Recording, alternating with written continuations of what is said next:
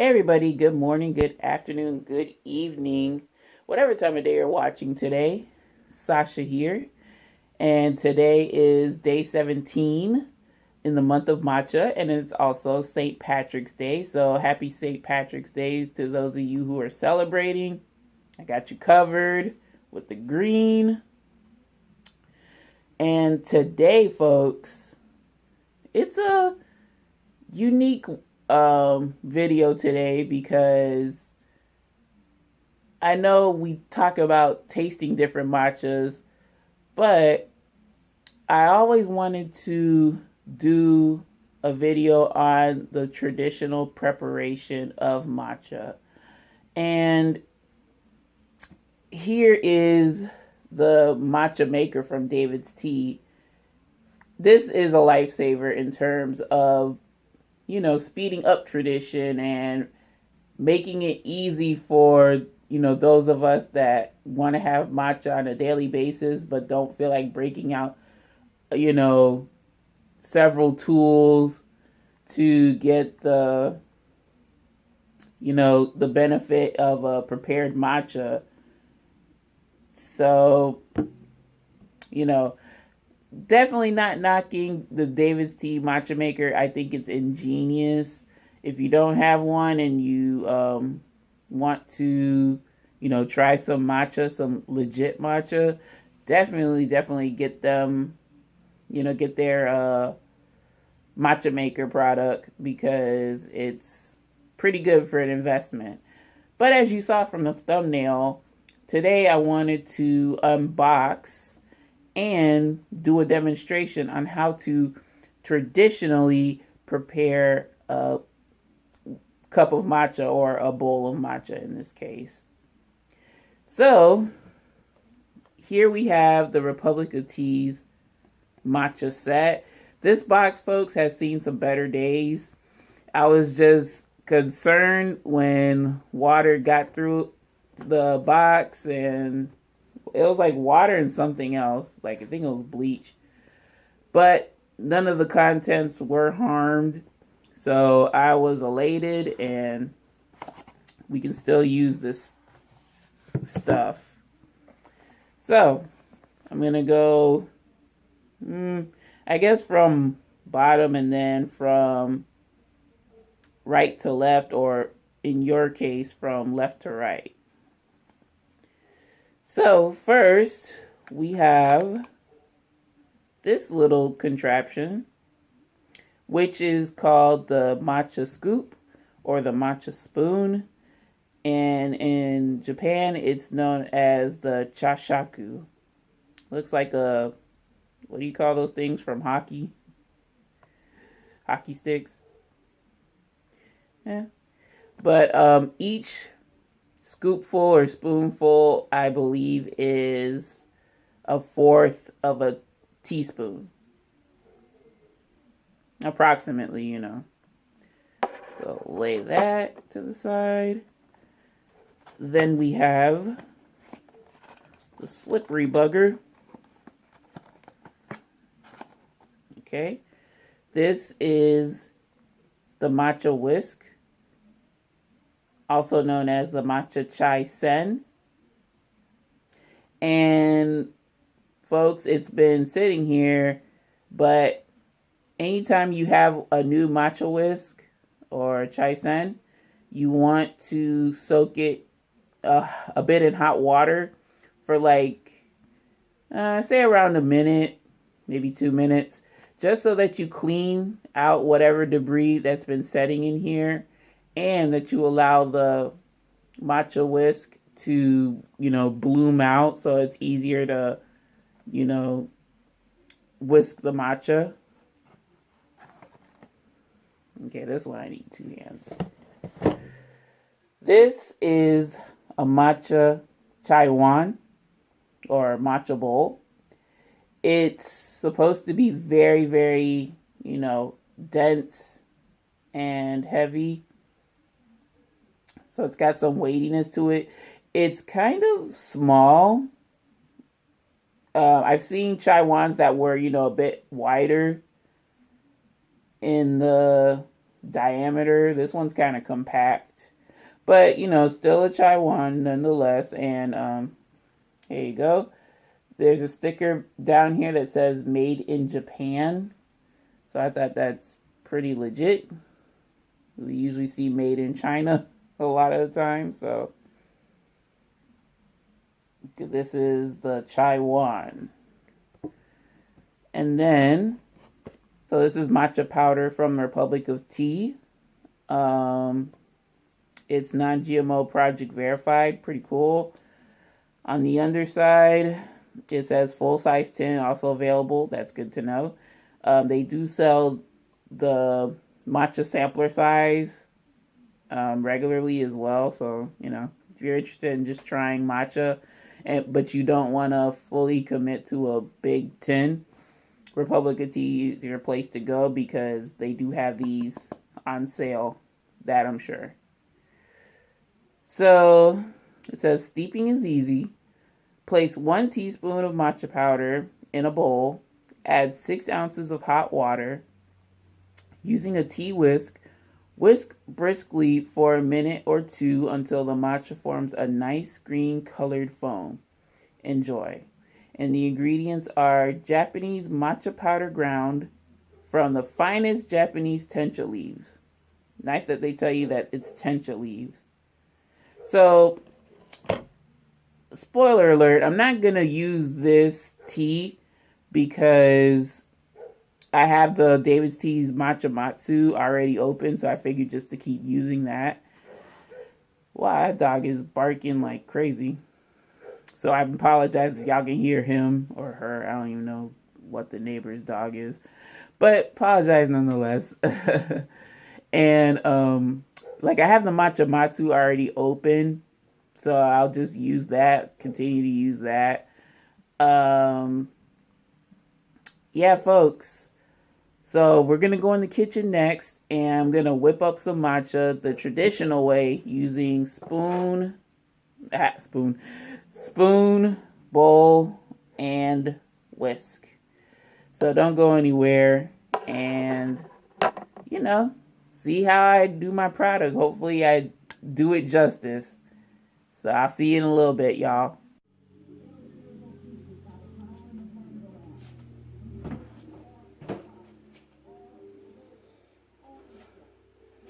Alrighty, folks. So here we are in the kitchen. The chai wan is front and center, but I have my other tools and the matcha sitting like behind the camera. I'll show y'all what I did with the chai sen. Just took a bathroom cup, filled it with the 175 degree water, and it's been soaking for pretty much a little bit over a minute, more or less. So I'm gonna go ahead, drain the water, and put the chai sen to the side.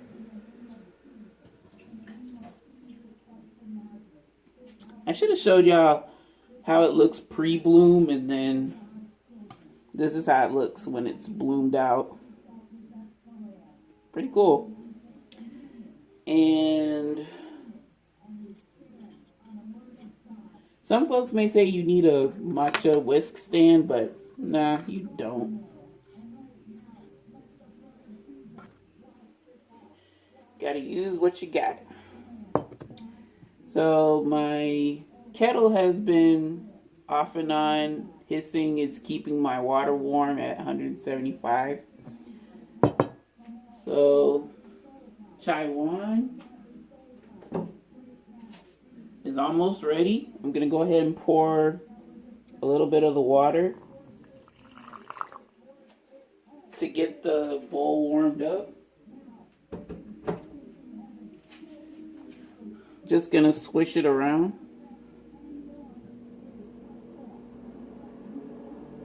Swish it around, swish it around. Okay, so the bowl's pretty warm. I'm gonna dump the water.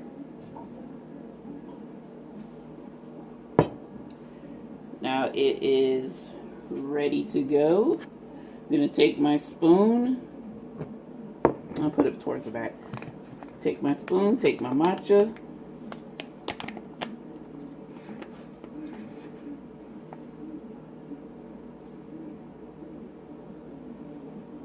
So that's how the chakshaku gets the matcha. Bring it a little closer. You know, hold on. Not many people talk about this, but I'm going to go ahead and get my sieve because not many see, if you don't have a sieve, you'll just have to whisk it a whole lot more vigorously. But I'm going to run this through a sieve to ensure. So that's about a 1/4 teaspoon.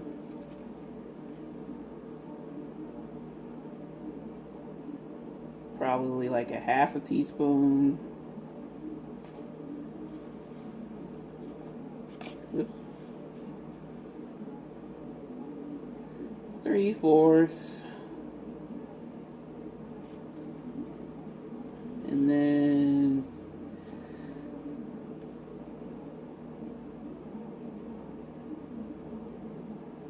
okay, that's definitely more than a teaspoon. So because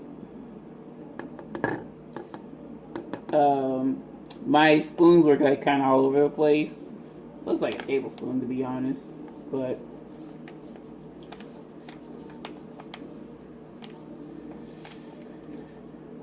I do like my matcha strong, so I give it that. So I'm just sifting the powder, making sure it's a fine powder that I'm working with. Makes it easier to whisk into the traditional foam.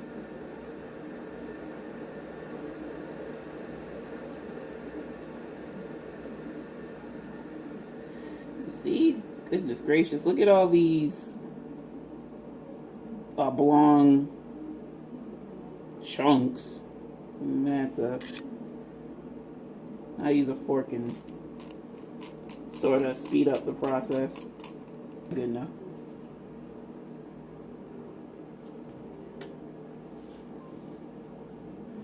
Alright, so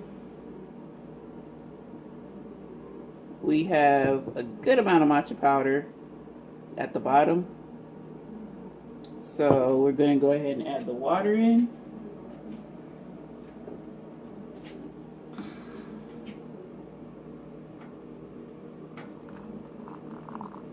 Okay, I'm just going to do a little bit at a time. If I find that it's coming out more like a paste, then I'll add more water. Maybe a little bit more water. Okay. Kind of wish y'all could properly see as I'm whisking, but I'll just bring you in after the fact. Okay.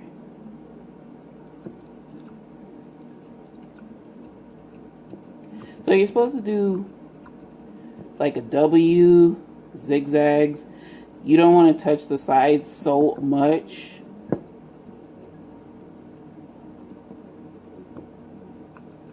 But you want to make sure that the matcha is definitely incorporated.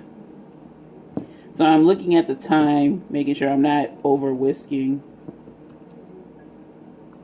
So I'm just going side to side, up and down, trying not to touch the sides of the bowl, but I still find myself touching the sides of the bowl. I was worried that this whisk would be too big for the bowl or something, but even after, you know, I've let it spread out in warm water and get that initial clean, but it's pretty much, it's good for its size.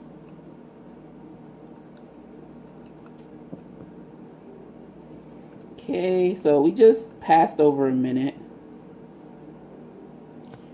And I'll stop right there. So let me bring y'all in. Now, this is the aftermath. See, it's got a bit of a green hue, and there are some matcha bits to it.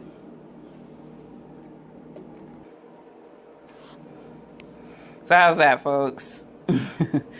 Got a bit of aeration going on, which is what you want. You want to stop when you see that nice level of foam. Although, if you over whisk it, I'm trying to think of what happens when you over whisk it. I think like it's gonna come out bitter or something. But if you know, let me know in the comment section. But definitely 1 to 2 minutes max should be ideal for preparing via the whisking to get your matcha to get that foam. Also, foam, it's dependent on what kind of quality of your tea. This is matcha matsu. This is like the base level matcha. As you go up, you might have like a better foam, brighter green. Also, like my shadow's kind of getting in the way. But, that's looking pretty alright to me. So, folks, moment of truth. Ooh, let's try it out. I don't know the proper tea procedure, so I'm just going to go ahead and enjoy it.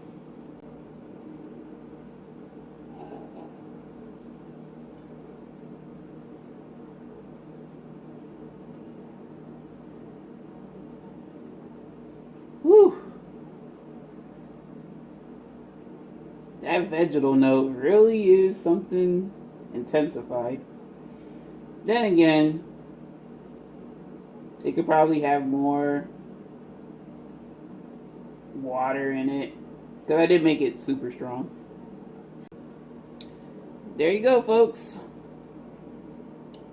That's my matcha shot done. Now clean up. Because why not? We're here, right? So clean up.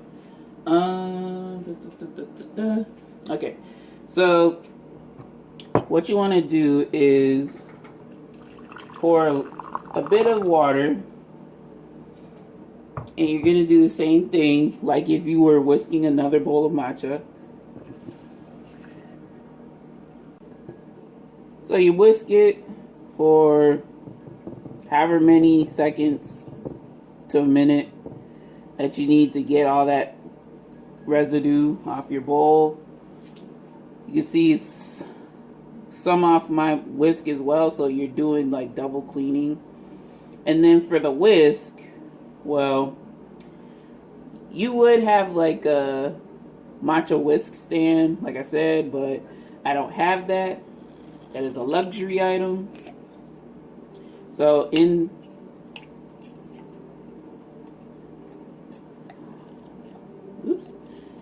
So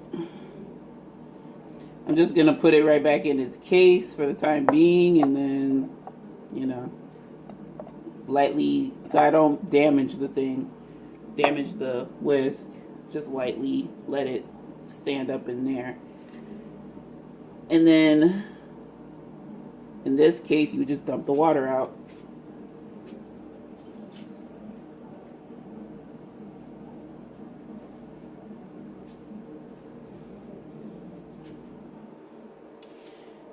Then I gotta wipe it down to dry it out. For your matcha whisk, matcha spoon, scoop, however you want to refer to it as,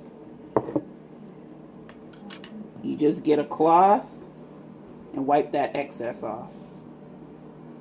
You don't want to dampen it and chance, warping the scoop. So, see? These tools are strictly for matcha, so like you're not really going to use soap, water. You could use it on the bowl, preferably hand washing it, don't put it in the dishwasher.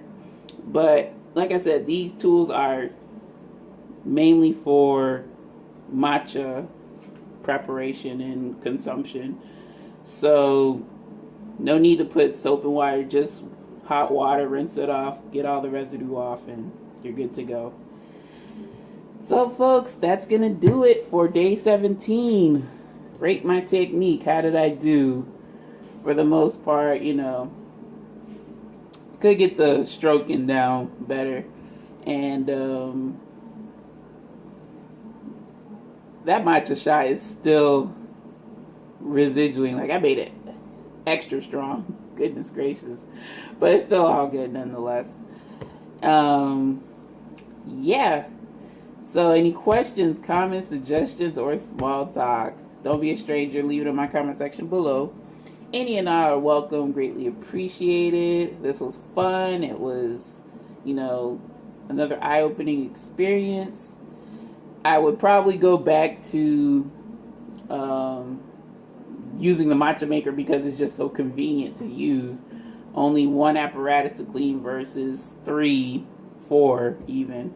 But it's still fun to make matcha the traditional way. And, you know, typically, like with the ceremonial style, you know, I would like to partake in the actual tea ceremony. But, you know, that's down the line.